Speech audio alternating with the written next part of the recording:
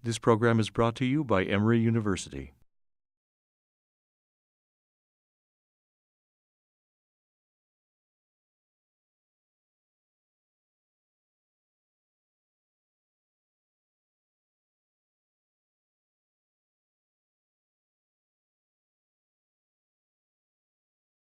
My thing's okay? All right. So welcome to Identity, Spirituality, and Family in African American Responses to AIDS.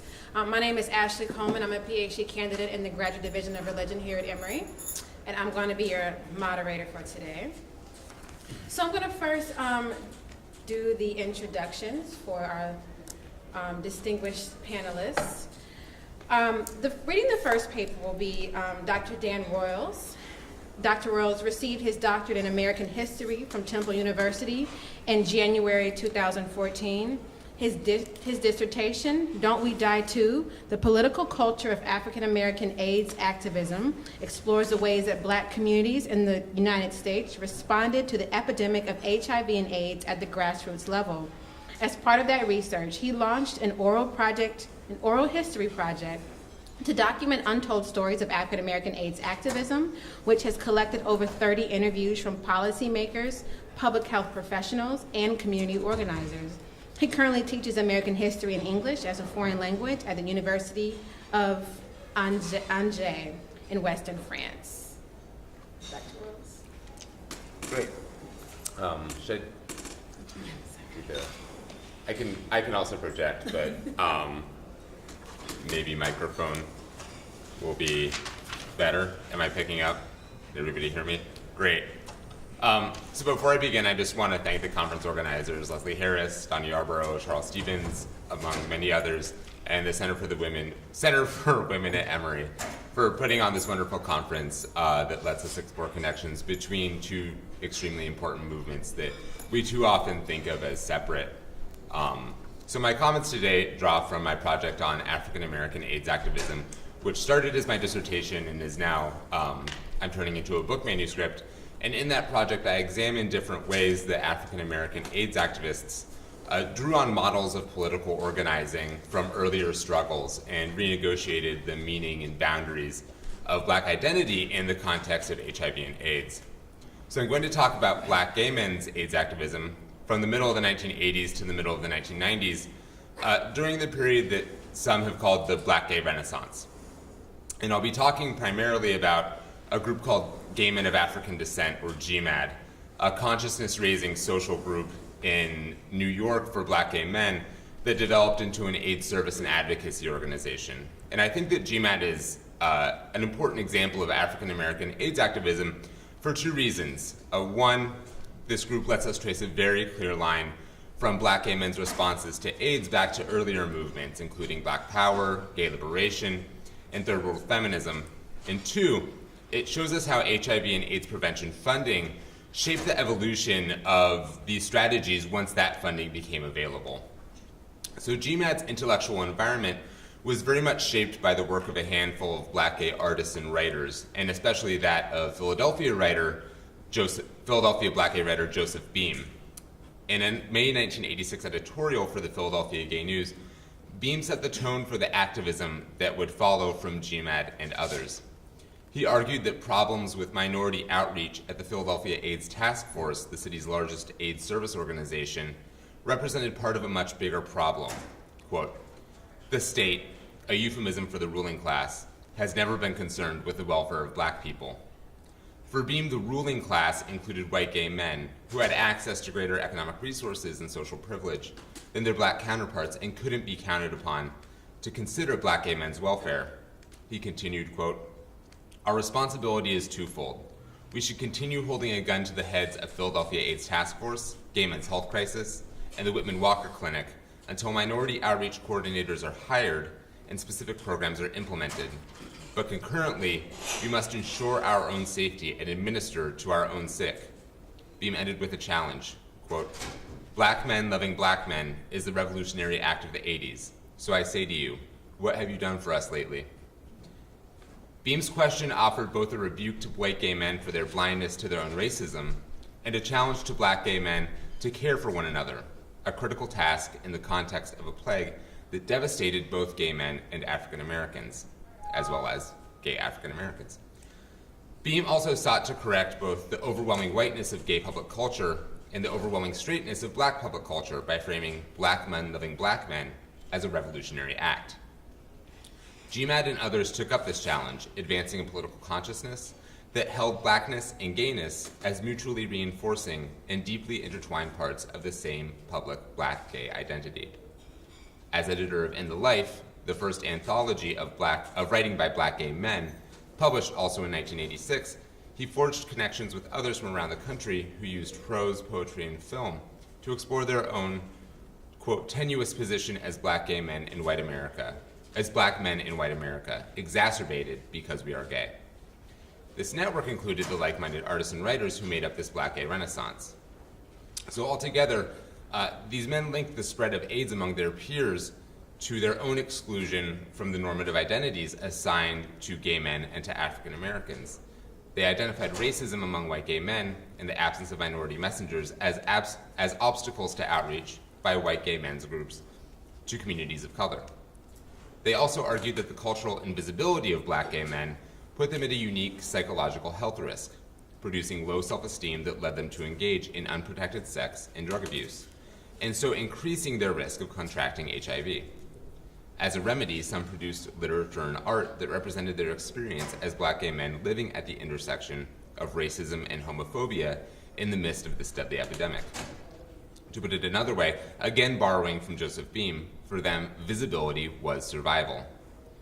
Meanwhile, GMAD translated this artistic labor into public health practice by incorporating the prose, poetry, and film of the Black Gay Renaissance into the consciousness-raising sessions and cultural events that made up their work around AIDS advocacy and education. To prevent the spread of HIV among black gay men, GMAD promoted a positive black gay identity and built a sense of community among its members. They hoped that self-esteem and a sense of belonging would salve the psychological wounds black gay men endured as double minorities, empowering them to protect themselves against HIV through safer sexual behaviors, while encouraging one another to do the same. To this end, GMAD aimed to increase the visibility of black gay men, both past and present. They highlighted same-sex desiring men in African and African American history, hoping to validate their own presence in contemporary black America. They also sought to make common elements of black gay men's experiences visible to one another through consciousness-raising discussions and by presenting the work of artists and writers who explored the intersecting pressures of racism and homophobia in their own lives. They used Afrocentric symbols and language to call on what they saw as a shared set of values that could form the basis of AIDS prevention and education programs. So, for example, during weekly discussion meetings, group members discussed queer embodiments in Egyptian and Yoruban history, from cross-dressing to same-sex desire, identifying same-sex desire in Africa to challenge the popular Afrocentrism of Frances Cress Wesling or Molefi Asante, who saw homosexuality as incompatible with true blackness. Through the late 1980s and early 1990s, the group incorporated African iconography into their monthly calendar and built programs around Kwanzaa principles, linking, for example, the principle of Kujichagulia, or self-determination, to the project of promoting black gay visibility in the mass media. And then looking to more recent history, they located a black gay usable past in the contributions of gay men like Bruce Ted Nugent or Bayard Rustin to the Harlem Renaissance and the civil rights movements. So in this way, GMAD fit into the larger black gay Renaissance project of carving out a space for queer men within larger spheres of African American and diasporic African identity.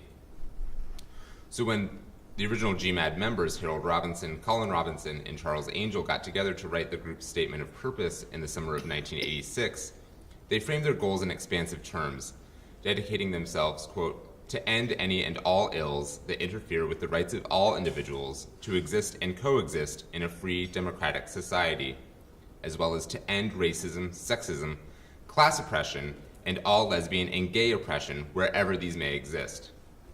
They didn't specifically mention HIV or AIDS, although the minutes of an early GMAD meeting indicate that they discussed New York City's Minority Task Force on AIDS and the recently formed Minority Caucus of the Gay Men's Health Crisis.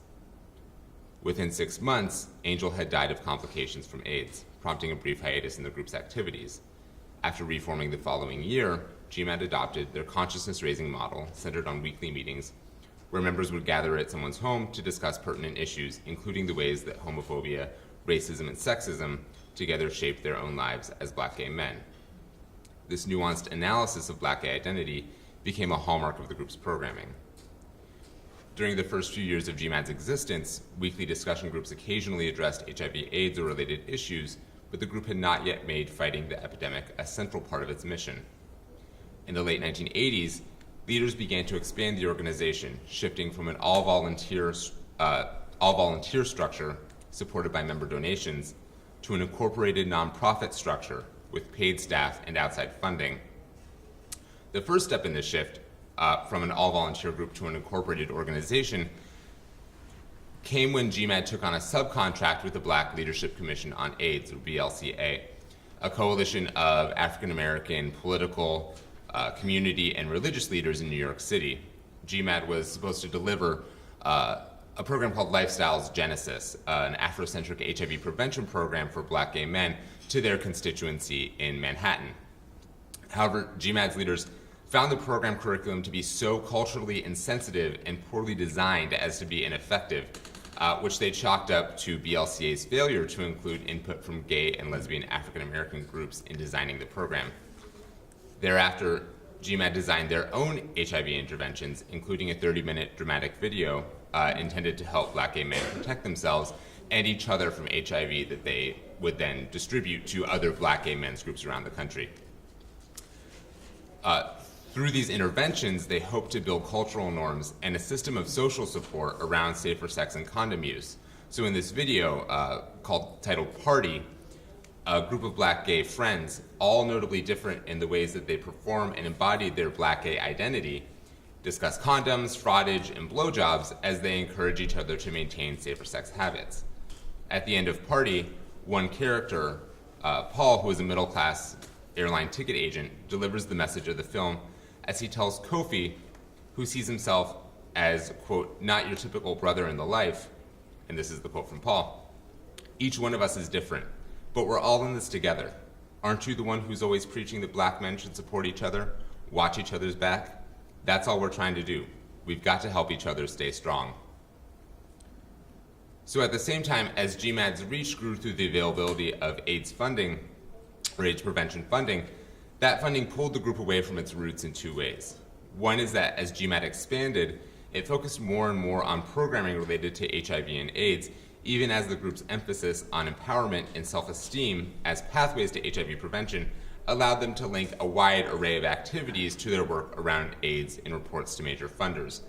Nevertheless, this focus came at the expense of the broad statement of purpose originally sketched out in terms of freedom, democracy, and an end to racial, gender, sexual, and class oppression. The second is that the transition to a paid staff structure altered the way that rank-and-file members saw themselves in relation to the rest of the organization. Some saw the GMAT board and directors as alienated from the rest of the group, making decisions on their behalf, but without their input. And this sense of dissatisfaction was only heightened by thefts from the group's treasury in the middle 1990s by the group's executive director and one of its board members. So all these problems together led to declining membership and outreach, thereby limiting the impact of the group's HIV and AIDS programs, even as they were in some ways expanding. So by way of wrapping up, I want to reiterate what I find particularly interesting about gay men of African descent. On the one hand, the way that different social movement philosophies came together in their sex-positive, intersectional, Black empowerment-focused HIV interventions. And on the other hand, the way that the availability of AIDS funding expanded their potential impact, but also narrowed their activist goals and distanced the group from its grassroots origins. At the same time, GMAT's approach to HIV prevention seems particularly relevant to the epidemic today, as HIV and AIDS continue to affect Black, gay, and bisexual men far more than other demographic groups. However, if these infection rates are more a function of the high, what some call community viral load, the sheer critical mass of HIV in Black gay men's sexual networks, and not a function of their unsafe sexual practices, since we hear that Black gay men practice safer sex more consistently than their white counterparts, I wonder about the place of GMAT's broad psychosocial analysis for the fight against AIDS among gay and bisexual men of color going forward. Thank you.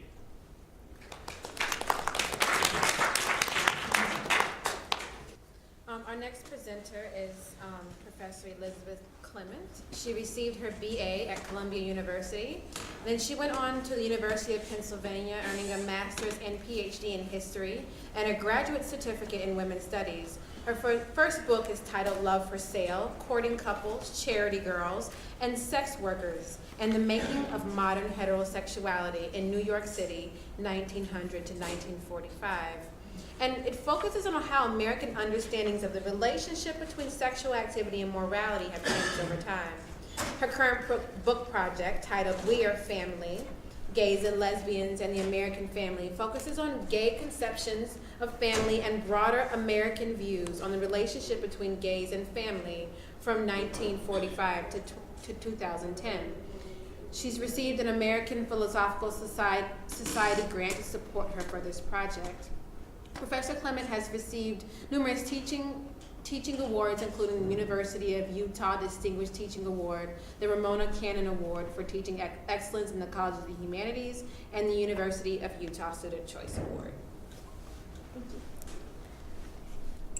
So, let me know when you want. Okay, I will. I have pictures, although only two. So this paper comes out of this project that I'm working on now on LGBT people and family in post-war America, and I just need to issue a caveat, which is I've only recently started to write, although I've been researching for a while. And so what I have to say today is preliminary and speculative, much more a sketch than a fine-tuned argument. Although it focuses on AIDS, I've also found that I needed to back up and discuss the racialization of gay identity to begin to uncover the stories I want to tell about AIDS, race, and family.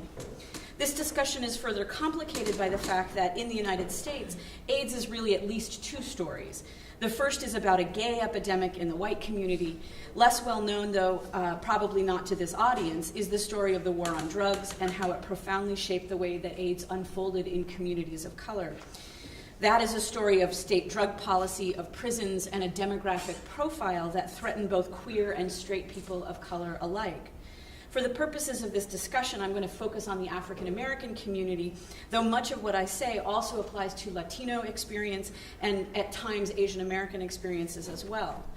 And just a note about language. For the purpose of this paper, I use the term gay to apply to white men who identified as gay, but unless they explicitly identify as gay, I use the term queer for black men. I use queer because ultimately queer embraces a broader range of sexual diversity and identity, and part of my project in this paper is to trace the historical and racial valences of the term gay. As these stories come together, they make clear that black queer men experienced AIDS differently than white gay men did, particularly in relation to whom they cared for and who cared for them. Illness and death are labor-intensive processes, and in the United States, that labor is usually performed either by biological female kin or increasingly by paid service providers. AIDS thus produced an intense crisis at the intersection of LGBT lives and families. The options that people had available to them and the choices that they made reflect a racialized understanding of gay identity itself and different racial pattern of the epidemic, and the different ways that race, family, and sexuality overlapped in the late 20th century. In a nutshell, I argued that while white gay men relied on networks of chosen kin for their support, black queer men felt the most intense impact of AIDS among their natal kin as well as chosen kin, and relied on biological family far more for their care. Black men chose to go home more often than white men did, and as a result, I speculate that they had a profound impact on attitudes towards queerness in their families and communities. But before I tell that story, I need to address this issue I raised earlier, the racialization of gayness itself. As homosexuality emerged as an identity in the early 20th century, it was increasingly cast and understood as a white identity. And I think there are at least two reasons for this. The first, and here I'm drawing on Chad Heap's work on slumming in New York and Chicago, is that white gays defended gay identity as white. As Heap argues, gay bars, although often located in African American neighborhoods, vigorously rebuffed black patrons. They did so to position homosexuality as potentially sexually respectable. Like most whites in the 20th century, they associated blackness with sexual immorality, and they sought to distance the emerging identity of gayness from this racial stigma. And anyone who has read even lightly in queer African American literature knows this implicitly. Audre Lorde referred to the defense of gay space as white as, quote, the ID problem. Or, as we see in this picture, so this is a cartoon from an African American magazine published in Los Angeles. And so here you see one steer trying to get into the Butt Buddy Ranch, and he's being asked for 3 different brands, 2 of which must have his picture. Right? And so you see consistently in African American literature the defense of gay institutions as white and an attempt to limit African American and other minority access to it. Now, this does not mean that many people of color didn't take on gay identity, but it does mean that the barriers for them to do so were higher, and perhaps the rewards for doing so were less. I think this may explain the higher incidence that Alfred Kinsey found mid-century of people of color with more bisexual rather than exclusively homosexual experience. For African Americans who experienced same-sex desire, some identified as gay, but for others, identity might be expressed in terms of being in the life, or they might call themselves same-sex desiring.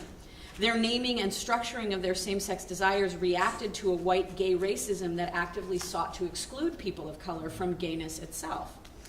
Second, there is a class logic to gay identity, and particularly to coming out, that has made gay identity harder for working class people to access.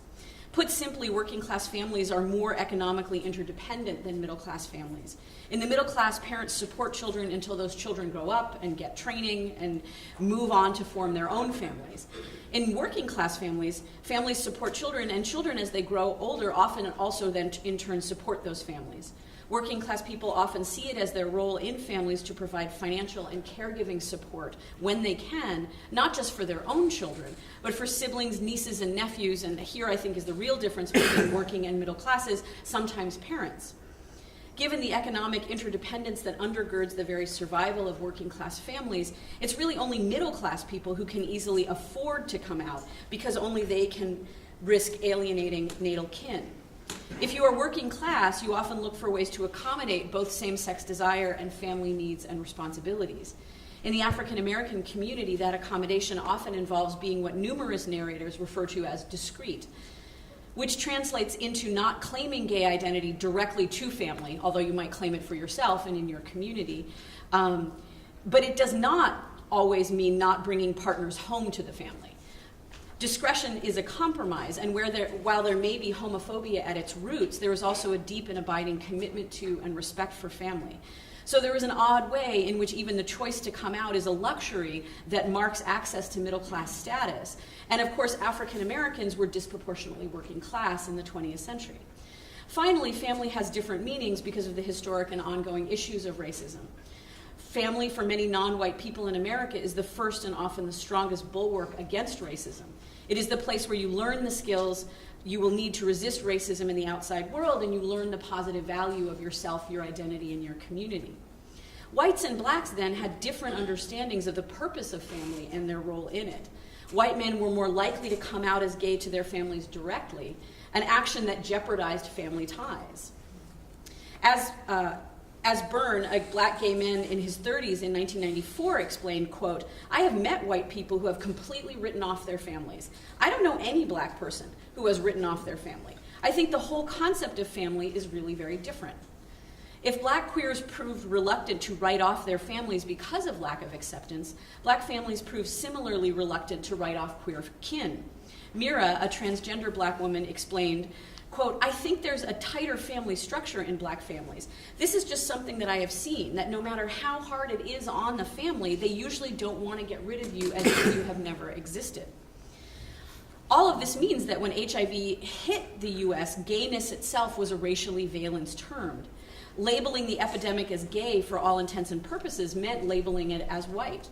This made it much more difficult to recognize the threat that the epidemic posed to the African American community. As Dan Keith Williams explained in an interview for the ACT UP Oral History Project, when he first heard about AIDS, he thought, quote, "That's a white boy disease." Or as Julian Bond put it in the documentary Endgame, quote, "I think we thought about AIDS as afflicting only white people, and then only white gay people, and there were no black gay people.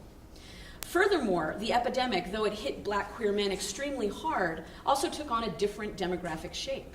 From the beginning in the African American community, AIDS struck not just men who had sex with other men, but people who used IV drugs and their partners. With prison as one of the primary places that HIV spread unchecked, the war on drugs also significantly increased the number of black men who would contract HIV and then re-enter the community, often not knowing that they were infected. ACT UP New York addressed this reality. Next picture, please. At the Harlem State Office Building in 1988. So this is a poster that was all over New York City, and particularly all over the public transportation in New York City when I was in college in the late 80s. It's by Grand Fury. And while the text of the poster does not actually explicitly discuss race, Grand Fury uses a black face peering between the bars to illustrate the problem, drawing on an implicit connection between race, prison, and HIV. The racialized differences in the way that the community thought about homosexuality affected the role that different families played in caring for the ill and dying. In a study by Tate et al. In 2006, they found that white gay men knew more friends and acquaintances with HIV, but that black queer men had more family members with HIV. Thus, while white men experienced HIV as a crisis in their networks of chosen kin, African American men were more likely to experience it as both a crisis among chosen kin and a crisis in natal family. Furthermore, white men relied more on families of choice for their care, while black queer men turned to their natal kin for support in illness. In part, I think this reflects the segregation of the networks of chosen family among gay and queer men, although my findings here are based on research done in San Francisco and New York and may not apply to smaller cities, or it may not apply regionally. Unless they had a black lover, none of the white men whose papers I have read had black men as caregivers. Interestingly, for white gay men, and this is probably also true for black queer men, men often became friends with ex-tricks, which is to say sleeping casually with someone could lead to friendships and integration into families of choice. Racism in the white gay community ensured that sexual contacts largely followed race, and thus when AIDS hit, networks of chosen kin also remained racially segregated. As a result, queer black men may have had less resilient networks of chosen kin, or those networks may have been less exclusively queer and thus harder to mobilize when AIDS struck. Black queer men as a group also had fewer economic and health resources to draw upon as they grew ill. In the 1980s and today, the African American community was poorer and had less access to private health insurance than whites did.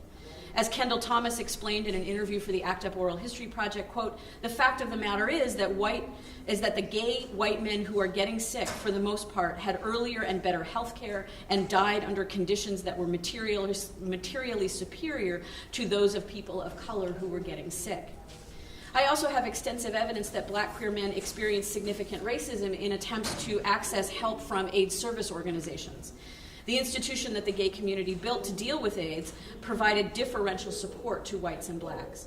All of these factors made reliance on natal kin more essential for queer black men when they faced diagnosis. And as a result, they were more likely to go home when diagnosed. In many ways, gay identity is an identity of movement.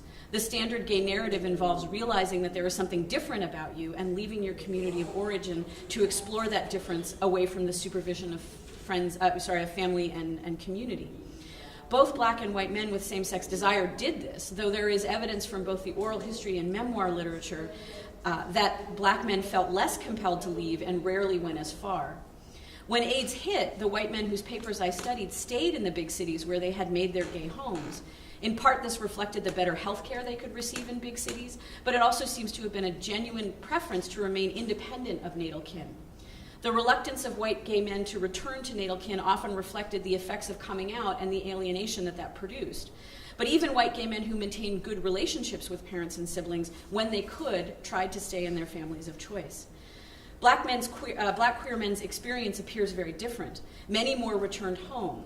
For example, despite the fact that he had a poor relationship with his siblings and his mother as a result of a very dysfunctional family and childhood, A.J. Williams returned to Oakland from the East Coast when he tested positive. Quote, "I came back to California hoping I would find friends and family to connect with for support." His reference to friends and family here is interesting, as it reflects a desire to engage with both fictive and biological kin.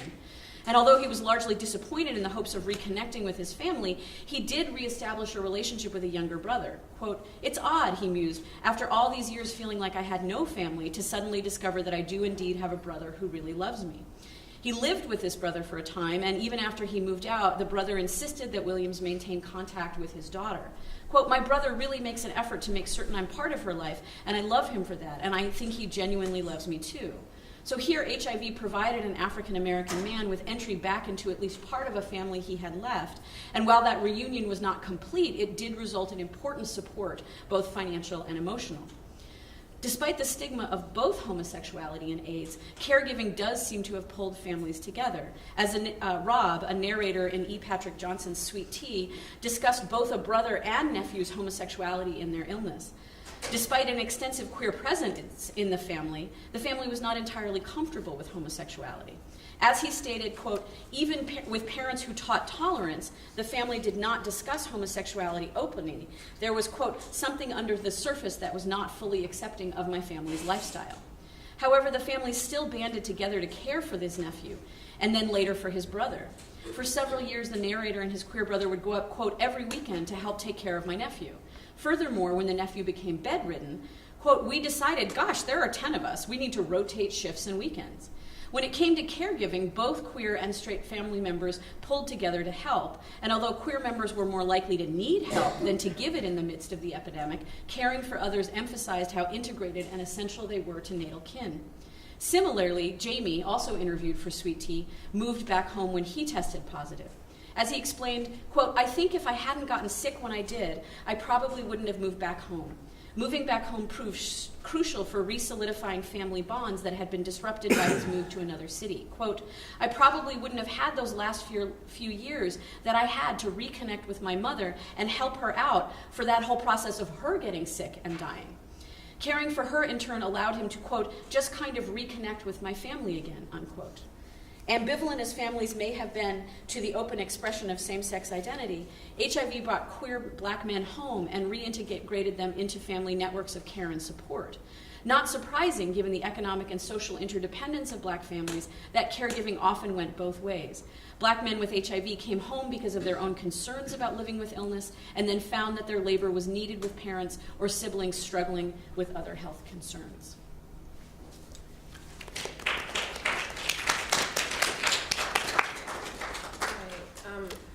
Finally, we'll hear from Dr. Monique Moultrie. She's an assistant professor of religious studies at Georgia State University, and she specializes in sexual ethics, African American religious traditions, and gender and sexuality studies. She completed her dissertation in April 2010 at Vanderbilt University entitled "Between the Horny and Holy: Womanist Sexual Ethics in the Cultural Productions." She received a Bachelor of Arts in Religion and Sociology from Duke University and a Master of Arts in Theological Studies from Harvard Divinity School, where her concentration is in the sexual ethics of Christianity and Islam. Her current project is focused on Black LGBT religious leadership.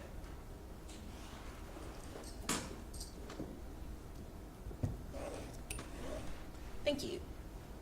African-American writer James Baldwin once said, "I've been here for 350 years, but you've never seen me." And sadly, this is the plight of many Black lesbian Christians.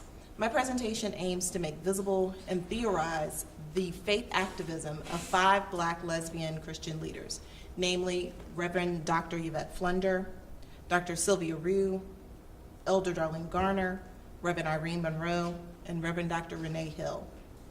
I start by providing my definitions of the concepts Black, lesbian, and activism. Then I'll move on to discuss the marginal status experienced by these women as evidenced in their oral histories I collected. And I conclude with an account of the ways these women are active agents of resistance and have invaluable lessons to share with the disciplines of womanist theology and ethics. I gathered these stories of faith and sexuality as a consultant for the Lesbian, Gay, Bisexual, Transgender Religious Archives Network, or LGBTRAN. And so if you're interested in any of the stories that I'm going to share, you can go to lgbtran.org, and the oral histories are there, both the audio and the transcripts. I identified and interviewed Black, gay, and lesbian religious leaders for the website's Oral History Project. The project emphasizes the significance of self-identity and social location as activism because self-naming for these women in particular is an important tool of resistance and liberation. All of the oral histories are of persons who identify as LGBT, and it was a great honor to have their stories entrusted to me as a heterosexual ally. I wish to note that while discussing Black lesbians within notions of the historic Black church may raise questions of Black homophobia, this is a topic that I'm only going to tangentially address. While I'm cognizant of the numerous acts of silence and/or derision coming from traditional Black church leadership, I hold a view that the Black community is no more intolerant of gays and lesbians than other communities. Instead, I posit that the cultural expectations, despite not being entirely based on fact, of the Black church as an all-encompassing, justice-seeking institution comes into conflict with those clergy and laity that stand in opposition of the full inclusion of gays and lesbians into their communities.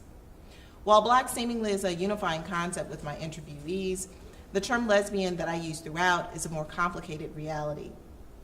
Just as Black does not refer to all persons of African descent, the construct of lesbian is equally problematized. Yet the importance of separate categories, whether that's same-gender loving or lesbian as chosen by the 5 participants in my oral history project, these categories are significant for Black lesbians whose narratives are even further hidden from public discourse. For those who claim the identity formation of Black lesbian, this naming reflects Black women who are, as Cheryl Clark notes, and I quote, resisting the prevailing culture's attempt to keep us invisible and powerless, seeking to be more visible to our sisters hidden in their various closets, end quote. And it signals an act of resistance for those, and I love this quote, who dare to be a lesbian in a male supremacist, capitalist, misogynistic, racist, homophobic, imperialist culture such as North America. So she really tells what she feels. Thus, fully identifying as a lesbian marks a conscious effort to determine one's own identity. Pastor scholar Reverend Dr. Renee Hill charges that this is a radical act of self-determination, which she understands as, and I quote, taking the power to name oneself and to accept or reject the roles and images that society tries to impose, end quote. This radical lesbian identity goes beyond sexual acts and can serve as a site of activism because the freedom to be is activist-oriented when structures seem to demand one's invisibility or erasures. In this sense, I want to expand the notion of activism beyond the typical conceptualization of activism as marches or political reforms.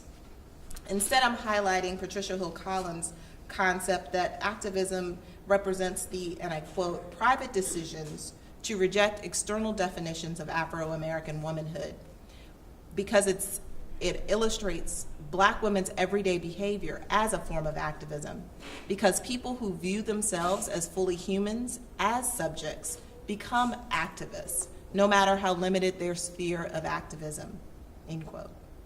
As everyday Black lesbians, these women resisted cultural invisibility and religious irrelevancy.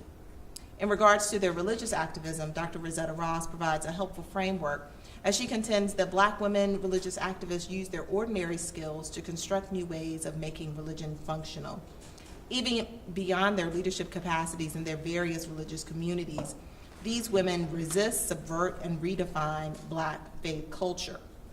And so I want to pause and give some context for the 5 women, 3 of which are working within primarily African American Christian churches. Yvette Flender is in charge, she's the bishop of the fellowship, and all-encompassing, I think at this point they have over 100 same-gender affirming and or led congregations. I interviewed Reverend Dr. Hill, and her church, while she's within the Episcopal denomination, has always had a large minority population. Reverend Irene Monroe, she writes purposely as a Reformed Black Baptist. And so she talks in greater detail about her life of being isolated from Black religious communities, which is where she feels she is most led to be in activism. And she talks in greater detail about actually wanting to attend either Howard or ITC and live her life fully out as a lesbian, as a Christian leader, but being denied admission to both because that was what she wanted to be and what she wanted to do. So I highlight these stories as particular examples of redefining Black faith and culture, or illustrating more clearly Black faith and culture. They represent what Executive Director of the Wesley Center for Women, Layli Maparayan, calls everyday activism that involves confronting violence and oppression wherever and whenever they appear across the course of a day. Maparayan notes that everyday spiritual practices can be passed down, taught, or simply made up to help a woman deal with the very moment she's in, as recognized in the Black cultural phrase, making a way out of no way. Yet whether great or small, everyday resistance is about acknowledging a plurality of methods to achieve social change, despite some efforts being seen as unimportant by others. Acknowledging the value of everyday resistance as described in these narratives is important for historical archiving, but I'm also trying to make an argument that it's important for theorizing the activism of Black lesbian leaders.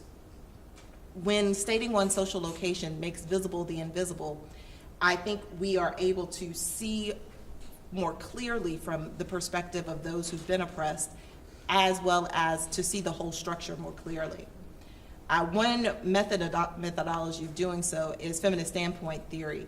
And it says that the standpoint of those who've been oppressed can be considered enlightening because they are able to see more clearly the system that oppresses them and those who are their co-sufferers. This is at the heart of Bishop Flunder's vision of her work as helping marginalized, disenfranchised, abused, torn, and ostracized people find their way to full faith and confidence in God. She makes visible the perspective that social justice and religion work together, such that the perspective of the ostracized helps one understand and reject the knowledge provided by the dominant. As out lesbian religious leaders, each woman was involved with creating knowledge and sharing it with their varied communities. They represent a variety of educational, generational, and class backgrounds, but their shared standpoint is the perspective of their work as lesbian faith activists. Their revelations as outsiders within reflect a unique view of the gay and lesbian community, religious communities, and the Black community at large. I turn again to Patricia Hill Collins, who writes on standpoint theory, because she posits that oppressed groups produce what she calls subjugated knowledge, which provides alternative ways to create independent self-definitions and self-evaluations. She suggests that knowledge from the underside is a complicated, layered knowledge, and this knowledge generally remains secret as it aids the oppressed person to resist domination. Yet the significance of the Black woman speaking and bringing her own knowledge to the table is tantamount. Hill Collins states that everyone has spoken for Black women, making it difficult for us to speak for ourselves. Thus, Black women's self-definition of sexuality and religiosity is essential. I also am using the term spiritualized everyday activism to refer to the everyday mundane acts of leading a congregation, tending to a flock, and participating as an everyday religious leader in a larger conservative Christian culture that would deny that visibility. I find myself in doing the work in a tense point because standpoint theory, while I find it highly valuable in discussing where these women are and the work that they're doing, it tends to undervalue and under-research Black women's spiritual relationships. And since spirituality and hence Christianity is so central to their spiritual concerns, I am using to partner with standpoint theory womanist thought that comes from Alice Walker's definition of a womanist as, and I quote, a woman who loves other women sexually and or non-sexually, appreciates and prefers women's culture, and loves the spirit. I think this partnership gets very clearly to what we see in the lives of these Black lesbian Christian leaders. I find womanism important because going back to Layli Maparayan's concept of spiritualized everyday activism, she notes that womanism is a social change perspective rooted in Black women's and everyday women's of color's experiences with everyday problem solving in everyday spaces. She sees it as having 5 features: intentionally anti-oppression, concerned with everyday experiences, non-ideological, communal, and spiritual. I find this really helpful because if I'm going to read their action as pastors, as Christian leaders, as a type of activism, I think their work really maps well into those five types of features. I also lift up from their oral histories the notion of womanist historiography or womanist emancipatory historiography, which is a method that includes those who have been excluded. It says when you get to the table, whose voices haven't been heard. And Reverend Hill says that in her work in the Episcopal Church, that's especially what she does, whether it's racial reconciliation work or whether it's advocating for same gender relationships and full inclusion in the Episcopal Church. So listening for the voices that aren't immediately at the table is a part of what is deemed womanist emancipatory historiography. And I think that this plays out in 5 specific ways. One is theoretical analysis, which I'm noting just as simply the right to be. Next is the systemic analysis, which involves an examination of the laws and customs that are put into place that divide and oppress people in their daily lives. Reverend Irene Monroe gives an example of how this plays out for a Black lesbian Christian going to church, as she comments that in the tradition she's been a part of, that even if you're a butch woman who can't wear dresses as well as a real drag queen, the code says you can be a lesbian, but you gotta make sure you wear your dress to church. So this type of adhering to an oppressive dress code or modifying what one would wear or what one would say or how one would act represents what Maparayan discusses as standing in. It's staying within an oppressive system in order to change it from the inside. Part of what Reverend Monroe is pointing to is that she might dress the part, but once she's in the door, she won't be silenced. And so there's a mechanism that's involved there where each of these women have described a version of standing in within their religious communities, where they felt the need to stay and agitate for change by refusing to be invisible to the dominant community. But I want to highlight what Bishop Flunder noted, that this is at great risk to themselves. In the close of her oral history with me, she wanted the next generation to come to know the personal cost, but the personal joy that it had been for us, so that if nothing else, we can provide a path for them through the wilderness so that their way will not be as nearly as difficult. The next step I want to highlight is a cultural disposition, which really just means a shared consciousness, coming to an understanding that we're all in this together. And Bishop Flunder, again, is helpful there because part of what she says she does in her racial reconciliation work or her work with Christian communities in general is to give out a scenario. She says, imagine someone comes to you and they say that there's a scenario where you are now being told that God wants you to be same gender attracted. God wants you to be gay. She says the typical response from a heterosexual person is they just can't imagine it. They can't imagine this is a possibility. And she says, she states to that person that this is a way of explaining the frustration experienced and felt by same-gender loving people who are told that God wants them to be with someone else. And she says that this hopeful moment of revelation to the heterosexual is also revolutionary for the lesbian because it displays an audacious act of shattering walls of normativity. Yet this communal consciousness is not going to be uniform. It's going to show up in a variety of ways. The final point that I highlight that these women experience and express is collective action. This is the last critical step, which is the deliberate effort to circumvent systems of oppression. I see this in Elder Garner's, Bishop Darlene Garner's creation of the MCC. She's a bishop and an elder in the Metropolitan Church. She created the Conference of People for African Descent. It's revealed in Dr. Sylvia Rue's film, All God's Children, and in Reverend Dr. Renee Hill's understanding that the Black lesbian has to own up to their oppression. And it's present in Reverend Monroe's agitation of being in the space and agitating for change.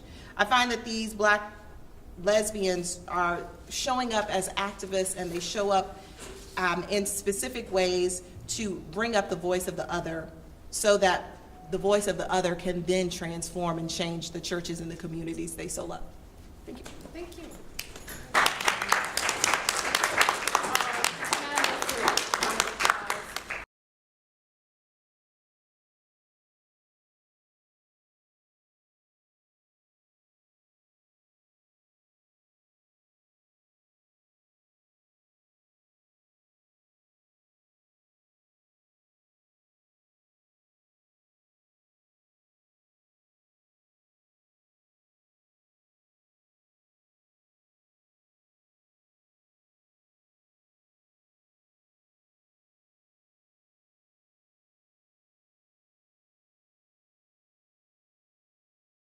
The preceding program is copyrighted by Emory University.